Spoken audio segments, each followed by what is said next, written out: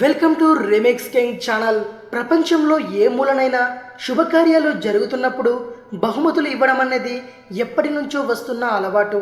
పెళ్ళిళ్ళు, జన్మదినోత్సవాలు, రిసెప్షన్లు, అబ్బో ఇలా చెప్పుకుంటే ఎన్నో వేడుకలు జరుపుకుంటారు. బహుమతులు ఇవ్వడం కుదరకపోతే కొందరు డబ్బుని బహుమతిగా ఇస్తారు. అలాగే మన దేశంలో, అది కూడా హిందువులలో ఒక వింత అలవాటు ఉంది. బహుమతిగా ఎంత డబ్బు ఇచ్చినా ఆ మొత్తానికి ₹1 జోడించి ఇస్తారు. అంటే 11, 51, 101, 201, 501, 1001 ఇలా ₹1 జోడించి ఇస్తారు. కొందరైతే శుభకార్యాలు కాకపోయినా తమకు రావాల్సిన డబ్బులను కూడా ఇదే రీతిలో ₹1 కలిపి మరీ తీసుకుంటారు. ఇంతకీ అసలు ఇలా డబ్బుకు ₹1 కలిపి ఎందుకు ఇస్తారో తెలుసా? దాని గురించే ఇప్పుడు చెప్పబోతున్నాను.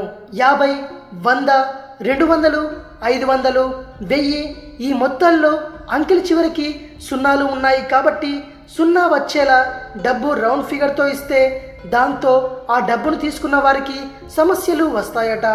ఆరోగ్యపరంగా, ఆర్థికంగా సమస్యలు ఎదుర్కోవాల్సి వస్తుందట. అలాగే నూతన వధూవరులకు, కొత్తగా పెళ్ళైన వారికి అలా రౌండ్ ఫిగర్లో డబ్బును చదివిస్తే దాంతో వారి వైవాహిక జీవితంలో సమస్యలు ఎదురవుతాయట. అందుకే రౌండ్ ఫిగర్లో కాకుండా 51, 101 అలా డబ్బును ఇస్తే దాన్ని విభజించేందుకు కూడా వీలుండదు. కాబట్టి డబ్బు ఇచ్చిన వారికి, తీసుకున్న వారికి మధ్య సంబంధాలు కూడా విభజించలేని విధంగా బలంగా ఉంటాయని మన పూర్వీకులు నమ్ముతారు.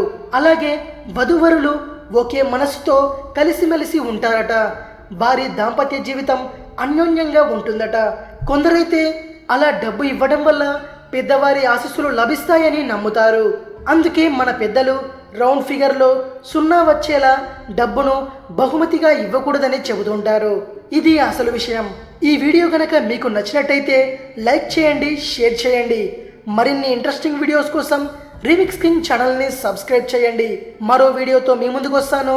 అంతవరకు సెలవు.